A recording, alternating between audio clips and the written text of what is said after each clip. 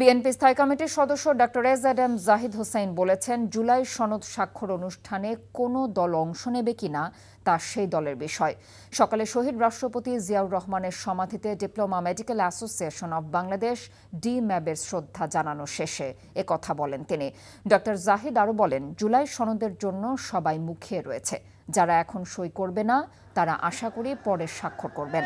BNP chairperson Begum Khaleda জিয়ার শারীরিক অবস্থা উন্নতি হলে শীঘ্রই বাসায় ফিরবেন বলেও জানিয়েছেন তিনি। দেশের চিকিৎসা ক্ষেত্রে ডিপ্লোমা মেডিকেলের বিশেষ অবদান রয়েছে জানিয়ে জাহিদ হোসেন বলেন, এই খাতে আরও সুযোগ সুবিধা বৃদ্ধি করা প্রয়োজন।